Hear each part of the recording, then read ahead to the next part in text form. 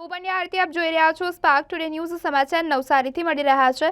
પ્રેમમાં નાસીપાસ થયા બાદ ફરી પ્રેમ નહીં પણ જીવનને માણી લેવાનો વિચાર સાથે ચોરીના રવાડે ચડેલા રીડા ચોરને નવસારી એલસીબી પોલીસે બાતમીના આધારે નેશનલ હાઈવે નંબર 48 પર નવસારીના ગ્રીડ ઓવરબ્રિજ પાસેથી દબોચી લીધો છે।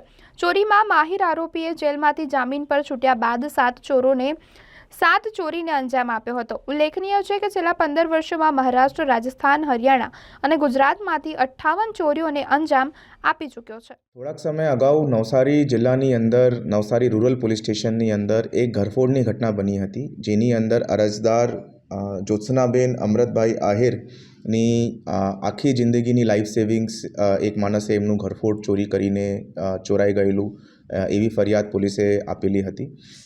ફર્ધર ઇન્વેસ્ટિગેશન કરતાં પોલીસને પોતાના લીડ્સના અનુસંધાને એમાં આરોપી જીમી ઉર્ફે દીપક બિપિનભાઈ બાબુલાલ શર્મા ના હાથ હોવાની જાણકારી મળી।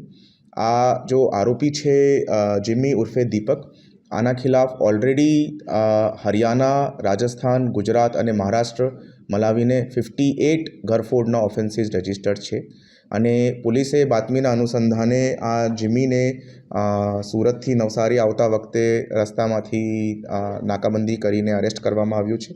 એમના પાસેથી પોલીસે ટોટલ 6 ઘરફોડ ચોરીની હકીકત આ વખતે ઉજાગર થઈ છે।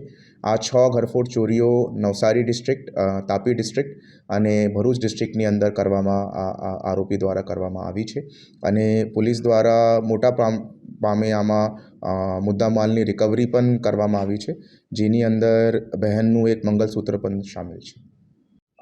આરોપીની એમો સિંગલ આરોપી પોતાના રીતે જ કામ કરવાની હતી અને જે કોઈ ઘર એને બંધ હાલતની અંદર મળી જાય તે ઘરની અંદર મોટાભાગે દિવસની ઘરફોડ કરીને માલ સામાન ચોરી કરીને લૂંટ કરવાની એમો હતી।